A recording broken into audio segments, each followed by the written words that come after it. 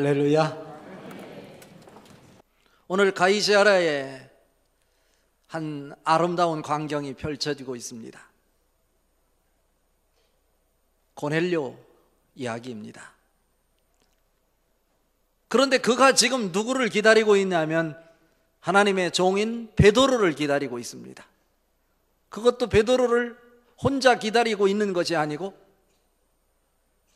친척들을 모아놓고 가까운 친구들을 불러 모아놓고 그들이 모두가 다 사모하는 마음으로, 간절한 마음으로 베드로를 기다리고 있습니다. 어떻게 이런 일이 가능할 수 있을까요? 베드로는 유대인입니다. 고넬료는 이스라엘을 정복하고 다스리고 통치하는 이방 나라입니다. 유대인과 이방인은 음식을 같이 먹을 수도 없고 서로 만날 수도 없습니다. 상종하지도 않습니다. 오늘 말씀의 중심은 뭐냐면 서로 함께 할 수 없는 사람, 로마의 이달리아의 부대의 백부장이었던 고넬료가 무엇 때문에 친척과 가까운 친구들을 불러 모아놓고 요빠에 있는 베드로를 초청하고 기다리고 있었는가라고 하는 것입니다. 오늘 고넬료가 친척과 친구들을 불러 모아놓고 하나님의 종이었던 베드로를 기다리는 그 모습이 여러분의 모습일 수 있기를 바랍니다. 그럴 때 그곳에는 놀라운 역사가 있었고 하나님의 섭리가 보여졌고 하나님이 고넬료를 향해서 이루시려고 하는 그 인생의 설계도가 베드로가 전하는 말씀을 통해서 확인되었고 하나님의 그 인생의 설계도를 온전히 따라가는 고넬료의 모습이었다라고 하는 것입니다. 로마에서 파견받아 나왔으니까 고넬료는 일정 임무를 수행하고 나면 다시 어디로? 로마 정부로 되돌아가게 될 것입니다. 하나님은 고넬료에게 주목하고 계십니다. 세계의 중심부였던 로마의 한 군대 장교를 복음으로 변화시켜 복음이 무엇인지 가슴으로 체험하게 하셔서 그를 통해서 로마를 복음으로 전하고자 하는 하나님의 계획이십니다. 그렇다면 고넬료는 왜 베드로를 기다리고 있는 것입니까? 첫 번째로 하나님의 계시가 있었기 때문입니다. 그냥 기다리는 거 아닙니다. 고넬료는 베드로를 알지도 못합니다. 만나본 적도 없습니다.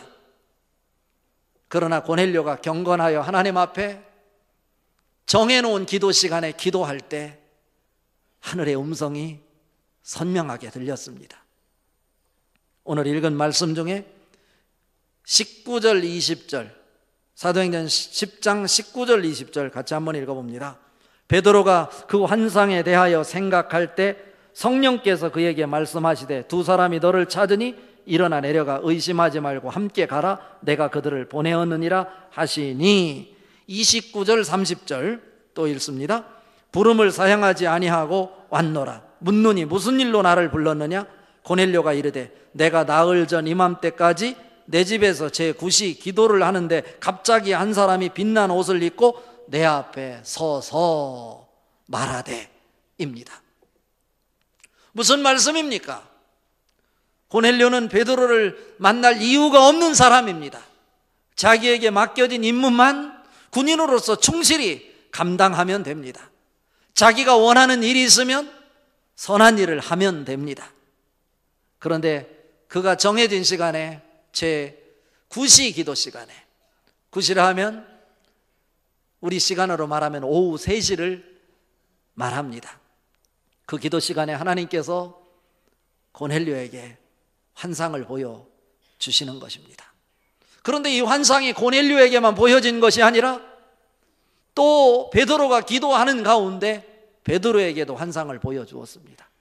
베드로에게 보여준 환상은 뭐냐면 하늘이 열리고 하늘에서 커다란 그릇에 4 보자기가 쌓여져 있는 것 같은 그릇에 4발 달린 짐승들, 정확하게 말하면 유대인으로서는 먹어서는 안 될 부정하다 생각되는 짐승들이 그 큰 그릇에 가득 들어있는데 하늘에서 음성이 들리기를 이 짐승을 잡아먹어라. 이 짐승을 잡아먹어라. 는 음성이었습니다. 베드로는 도저히 이해가 되지 않았습니다.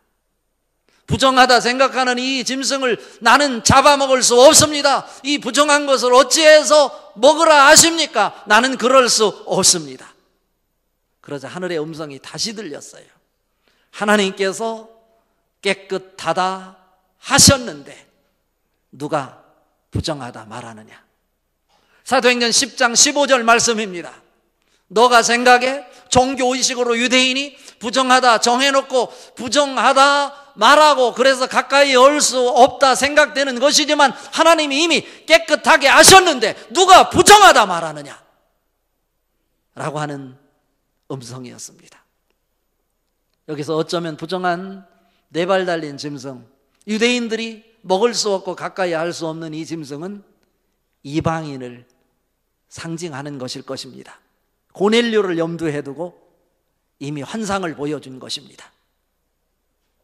그리고 지금 다시 기도 시간 6시, 우리로 말하면 낮 12시에 무두쟁이 시몬의 집에 요바에 거하고 있었는데 하늘의 음성이 그에게 또 들립니다. 밖에서 너를 초청하러 온 사람이 있는데 그는 내가 보낸 자이다. 그러니까 그들을 따라서 가라 말씀하십니다. 생각을 해보세요. 50km가 되는 먼 곳에서 하루 저녁을 지나서 지금 환상을 본 것이, 고넬료가 본 것이 오후 3시라면 아마 그 환상을 보고 오후 4시 정도 그들을 보냈을 거예요. 가다 밤을 맞아서 밤을 지내고 아침 일찍 일어나서 갔을 거예요. 그때가 정오 12시였다라고 하는 거예요. 기도 시간에. 생각을 해보세요. 어떤 일이 있었기에 어떻게 해서 나를 불러 초청하러 왔느냐, 많은 얘기를 주고받으며 가지 않았겠습니까? 아마 백부장인 우리 주인님께서 기도하는 중에 하나님의 음성을 듣고 하나님께서 하시는 일이니 이유를 따지지 말고 베드로 선생님을 초청해 오라고 해서 저는 주인의 명을 받고 왔을 뿐입니다. 베드로는 받아들일 수 없었지만 하늘의 음성을 들었기에 하나님 말씀에 순종하여 그곳에 갔습니다. 그곳에 고넬료의 친척들과 가까운 친구들을 불러 모아놓고 베드로를 맞이하는 것입니다. 어떻게 해서 나를 초청하게 되었느냐? 지금 오늘 고넬료의 답변은 하나님께서 기도하는데 음성을 들려주셨습니다. 그러니까 오늘 고넬료는 친척들과 친구들과 함께 왜 베드로를 기다리고 있는 것입니까? 하나님의 계시가 있었기 때문에 그런 것입니다.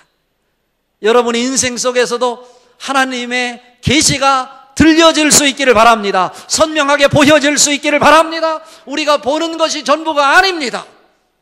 우리 인생은 하나님 손에 의해서 움직여 갈 것인데, 우리 인생 속에 행과 불행은 하나님의 손에 달려 있을 것인데, 우리가 하늘의 기쁨을 만들어내고 하나님이 원하는 삶을 살아가기 위해서는 늘 하나님 말씀에 예민해야 되고 하나님의 계시에 집중해서 귀를 기울이는 모습이어야 할 것입니다. 이것이 바로 오늘 말씀 우리에게 주시는 것입니다. 오늘 고넬료는 하나님의 복음을 온전히 이해하지 못한 자지만 그래도 하나님이 누구인지 알고저 기도 시간을 정해놓고 기도하는 자고 하나님이 원하심이 무엇인지 알고자 선한 일을 하고 구제하는 일에 많은 투자를 했던 사람입니다.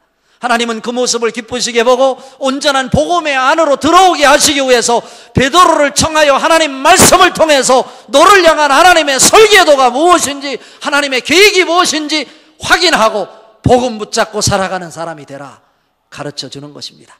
그 축복이 오늘 또 여러분에게 기다림을 통해서 만들어질 수 있기를 바랍니다. 두 번째로, 오늘 고넬료가 친척들과 친구들을 불러 모아놓고 베드로를 기다리는 것은 기도의 응답으로서의 기다림입니다. 그냥 기다리는 것 아닙니다. 기도하다가 하나님의 음성을 들었습니다. 베드로는 아는 사람이 아니라고 그랬습니다. 한 번도 만나본 적이 없습니다. 어쩌면 바위에 결한을 치는 것 같은 이런 허무맹랑한 초청의 요구일 수도 있습니다. 그런데 당당하게 오늘 베드로가 친척들을 불러 모았죠. 가까운 친구들을 불러 모았어요. 얘들아, 내가 기도하는 중에 하늘의 음성을 들었는데 한번 와볼래? 친척들을 다 연락해서 불러 모았어요. 이게 어찌 가능한 일입니까? 하루도 아니고 이틀도 아니고 베드로가 그곳에 나타난 날은 넷째 날이라고 오늘 성서는 가르치고 있습니다. 그들은 왜 모여 있는 것입니까? 자, 오늘 읽은 말씀 31절 32절 같이 한번 읽어봅니다. 말하되 고넬료야, 하나님이 내 기도를 들으시고 내 구제를 기억하셨으니 사람을 요빠에 보내어 베드로라 하는 시몬을 정하라. 그가 바닷가 무두장이 시몬의 집에 유숙하느니라 하시기로입니다. 고넬료가 두 사람을 요빠까지 보낸 것은 다른 이유가 아닙니다. 하나님께 기도하는 중에 하나님의 기도의 응답으로 보낸 것입니다. 그렇다면 지금 기도의 응답으로 하나님의 음성을 듣고 지금 가이사라의 자기 집에 친구와 친척들과 더불어 모여서 기다리는 것은 기도의 응답으로서의 그 열매를 기다리고 있는 것입니다. 여러분에게도 그런 모습이었으면 좋겠습니다. 오늘 고넬료는 간절한 마음으로 하나님이 누구인지, 도대체 이스라엘 백성들이 목숨을 걸고 믿는 그 하나님 때문에 자기의 직장을 박탈당하더라도 포기하지 않고 믿는 그 하나님이 누구인지 알고 싶었어요. 그래서 기도가 뭔지 잘 몰랐지만 그는 기도하는 자의 모습으로 시간을 정해놓고 하나님 앞에 기도했어요. 그랬더니 오늘 말씀이 뭐라고 말씀합니까? 나가 너의 기도하는 모습을 보았다 라고 하는 것입니다. 말하되 고넬료야, 하나님이 내 기도를 들으시고 내 구제를 기억하셨으니입니다. 기도를 들으셨다는 것입니다. 고넬료가 행한 행위도, 사람을 보낸 것도, 베드로를 청하고 베드로를 기다리는 것도 다른 것이 아니라 그가 하나님의 계시를 받았지만 기도를 통해서 기도의 응답으로서의 기다림입니다. 만난 적도 없었던, 보지도 못했던 그 베드로를 초청해 놓고 기다리는 이 모습 속에서 하나님이 살아계신 그 확신이 있지 않습니까?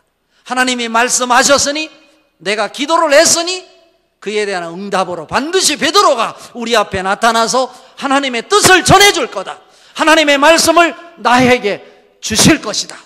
그 말씀이 여러분에게 오늘 들려질 수 있기를 바랍니다. 오늘 고넬료는 그런 믿음이 있습니다. 믿음이 있어요. 베드로에게도 환상을 보여주었습니다. 고넬료에게도 환상을 보여주었습니다. 누구를 위한 것입니까? 하나님을 만난다고 하는 면에서는 두 사람 모두에게 주신 말씀이고 환상이고 계시입니다. 그러나 궁극적으로 오늘 하나님의 관심은 고넬료에게 집중되어 있습니다. 베드로에게 환상을 보이시고 음성을 들려준 것은 결국 고넬료의 기도의 응답의 열매를 만들기 위해서 베드로를 하나님의 도구로 사용하고 계신 것입니다. 성경은 우리에게 말합니다. 구하면 주시고 찾으면 만나고 두드리면 열린다고요. 여러분, 구하십시오. 찾으십시오. 그럼 기도는 하나님의 능력을 받는 통로가 됩니다. 하나님이 아무리 큰 축복을 주려고 우리를 위해서 거대한 축복을 준비해 놓았다 할지라도 내가 기도하지 않으면 그것은 내 것이 되지 않습니다. 기도는 하나님의 축복을 받는 통로입니다. 하나님의 능력의 통로입니다. 능력을 경험하고 싶습니까? 기도하십시오. 할 수 있거든이 무슨 말이냐? 믿는 자들에게는 능치 못한 일이 없느니라. 이것은 기도를 통해서 확신이 오는 거예요. 오늘 고넬료가 친척과 친구들을 모아놓고 베드로를 기다리는 것은 기도의 응답으로서의 열매를 기다리고 있는 것입니다. 기도만 하고 끝나는 것이 아니라 기도했으면 하나님이 반드시 내 기도를 들어주실 것이다 믿고 그 열매를 기다리는 인생이 여러분 인생 될 수 있기를 바랍니다. 기도를 통해서 그때 인생의 마디마디마다 하나님이 기도의 응답으로 부어주시는 그 열매로 행복을 만들어내고 기쁨을 만들어내고 공동체의 영향력을 발휘하는 여러분 될 수 있기를 주님의 이름으로 축복합니다. 마지막입니다. 오늘 말씀의 결론은 신전의식과 사모함으로 하나님의 말씀을 기다려야 합니다. 신전의식, 내가 어느 곳에서 무엇을 하든지 내 방식대로 내가 혼자 하는 것이 아니라 내 앞에는 항상 하나님이 나를 지켜보고 계신다, 나를 주목하고 계신다, 그런 의식으로 살아가라는 말씀입니다. 오늘 고넬료가 친척들과 가까운 친구들과 자기 집에 모여서 베드로를 간절히 기다리고 있는 이 모습 속에는 신전의식의 모습이 있어요. 하나님이 자기 앞에 서 계심을 직접 목도하는 고넬료의 모습을 발견할 수 있는 것입니다. 그리고 신전의식을 가질 때 말씀을 단순히 사람의 말로 받는 것이 아니라 하나님의 말씀으로 받아들이는 모습, 그것은 말씀을 사모하는 모습이기도 합니다. 오늘 읽은 말씀 중에 24절에서 26절까지 같이 한번 읽어봅니다. 이튿날 가이사랴에 들어가니 고넬료가 그의 친척과 가까운 친구들을 모아 기다리더니 마침 베드로가 들어올 때 고넬료가 맞아 발 앞에 엎드려 절하니 베드로가 일으켜 이르되 일어서라 나도 사람이라 하고입니다. 그렇게 간절히 기다리고 있었는데 드디어 밖에서 노크 소리가 들립니다. 베드로가 왔습니다. 모두가 다 일어섰습니다. 그때 고넬료라고 하는 로마에서 파견한 특수부대의 백부장인 장교가 베드로 앞에 납작 엎드려서 절하는 모습입니다. 생각해 보십시오. 고넬료는 당시에 군 장교로서 막강한 권력을 가지고 있던 사람입니다. 베드로는 세상적인 눈으로 볼 때 바닷가에서 고기를 잡는 어부이고 그는 배움도 없는 어쩌면 밑바닥 사람입니다. 고넬료가 볼 때 사람 같지도 않은 별 볼 일 없는 사람입니다. 그런데 고넬료가 베드로 앞에 큰 절을 합니다. 베드로가 절하는 고넬료를 손을 잡아 일으키면서 일어서십시오. 나도 사람입니다. 라고 일으켜 세우는 장면이 얼마나 멋있습니까? 이곳에서 설교하고 있는 목사 만물 박사 아닙니다. 성경에 관해서 목회에 관해서 전문가이지 우리 성도님들이 바라볼 때 세상적인 지식에 있어서 저보다 월등하게 탁월하신 분들이 많이 계십니다. 각계 각 분야의 학문에 있어서 사업에 있어서 여러분의 전문성에 있어서 저와는 비교되지 않을 정도로 여러분의 탁월하신 분들이 많이 계십니다. 그럼에도 불구하고 하나님 말씀을 전하는 주의 종으로 목사로 말씀 부분에 있어서 목회 부분에 있어서 그 가치를 인정해 주니 저가 목사로서 존경을 받게 되는 것입니다. 여러분이 세상의 기준을 가지고 이것도 모르는 자가 어떻게 말씀을 전하느냐 이렇게 따지면 제가 할 말이 없어요. 저는 내세울 것이 없어요. 이것은 목사와 성도 간의 관계의 일만 아닙니다. 성도들 간에도 교회는 다양한 사람이 모여서 믿음의 공동체, 성령의 공동체, 사랑의 공동체를 이룬 에클레시아로서의 교회입니다. 상황도 다릅니다. 배움도 다릅니다. 연령도 다릅니다. 그럼에도 불구하고 우리가 하나가 될 수 있는 것은 평안에 매는 줄로 성령이 하나가 되게 하신 것을 힘써 지키게 하라고 하는 에베소서 4장 말씀과 같이 우리는 그리스도 안에 있을 때, 말씀 안에 있을 때, 믿음 안에 있을 때 하나가 될 수 있습니다. 내 눈으로 볼 때 아무것도 아닌 사람처럼 보일지 모르지만 그 사람 속에 하나님의 형상이 있음을 믿고 그 사람만이 가지고 있는 고유한 인격과 가치를 인정해주고 존중해주는 이런 태도의 모습, 서로 인정해주고 존중해줄 때 우리는 믿음 안에서 하나가 될 수 있고 에클레시아로서의 교회 공동체를 이룰 수 있는 것입니다. 오늘 고넬료와 베드로가 만나는 장면이 바로 그런 장면 아니겠습니까? 세상적으로 전혀 자기보다 못한 사람임에도 불구하고 그를 누구로 대하는 것입니까? 하나님으로 대하고 있는 것입니다. 왜 그렇습니까? 그는 세상적 지위는 어쩌면 보잘것없는, 내세울 것 없는 사람, 배움도 없는 사람처럼 느껴질지 모르지만, 세상적 지식으로 자기가 가르칠 것이 더 많은 사람일지 모르지만, 그는 하나님의 말씀을 가지고 온 하나님의 종이기 때문에 그렇습니다. 그 앞에 머리를 숙여 절하는 모습에 지금 누구를? 베드로를 사람으로 대하는 것이 아니라 하나님으로 대하는 것입니다. 고넬료 앞에는 하나님이 계신 것이 아닙니다.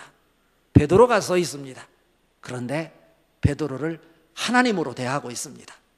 왜냐하면 베드로를 통해서 하나님이 전하고자 하는 메시지와 하나님이 계획하신 그 설계도와 그 복음이 무엇인지를 보여줌으로 인하여 고넬료가 접근하지 못한 복음 속으로 들어오게 하는 통로를 제시하기 때문에 그렇습니다. 여러분에게도 그런 축복이 넘쳐나기를 바랍니다. 멋있지 않습니까? 오늘 마지막 절 33절 같이 한번 읽어봅니다. 내가 곧 당신에게 사람을 보내었는데 오셨으니 잘하였나이다. 이제 우리는 주께서 당신에게 명하신 모든 것을 듣고자 하여 다 하나님 앞에 섰나이다. 하나님 앞에 있나이다. 얼마나 멋있어요. 왜 여기에 모였습니까? 왜 나를 부르신 것입니까? 지금 12시간이나 걸어와 어쩌면 피곤이 지쳐 있을 거예요. 그런데 고넬료가 그 사람들과 함께 다 같이 일어나서 베드로 앞에 절하면서 당당하게 말합니다. 우리 모두는 다 지금 뭐라고요? 이제 우리는 주께서 당신에게 명하신 모든 것을 듣고자 하여 다 하나님 앞에 있나이다. 베드로 앞에 있으면서 하나님 앞에 있다고 고백하는 것입니다. 이 시간 말씀을 통해서 하나님께서 이 종에게 명한 것은 나를 위한 것이 아니라 여러분에게 말하기 위한 것입니다. 하나님 말씀을 사모하는 모습이 진하게 느껴지지 않습니까? 베드로 앞에 서 있으면서 하나님 말씀을 붙잡고 있는 베드로를 하나님으로 간주합니다. 하나님으로 간주하라는 얘기 아니에요. 하나님 말씀 전하는 그 메시지를 하나님이 말씀하시는 말씀으로 받아들일 때 하나님의 능력이 나타난다라고 하는 말씀입니다. 베드로전서 4장 11절에 만일 누가 말하려면 하나님이 말씀하시는 것 같이 말하고 누가 봉사하려거든 하나님이 공급하시는 힘으로 하는 것 같이 하라. 이는 범사의 예수 그리스도로 말미암아 하나님이 영광을 받으시게 하려 함이니 그에게 영광과 권능이 세세무궁하도록 있어지이다 라고 말씀하고 있고요. 데살로니가전서 2장 13절에 보면 이러므로 우리가 끊임없이 하나님께 감사하면 너희가 우리에게 들은 바 하나님의 말씀을 받을 때 사람의 말로 받지 아니하고 하나님의 말씀으로 받음이니 진실로 그러하도다. 이 말씀이 또한 너희 믿는 자 속에서 역사하느니라 말씀하고 있습니다. 하나님의 말씀은 살아계십니다. 하나님 말씀 앞에 신전의식으로 하나님의 말씀으로 받아들이십시오. 그럴 때 그 말씀이 여러분 인생을 변화시키고 하나님의 능력으로 작동하게 하실 것입니다. 우리는 무엇을 기다립니까? 누구를 기다리는 것입니까? 오늘 고넬료가 기다리는 이 모습이 여러분의 기다림이 될 수 있기를 주님의 이름으로 축복합니다.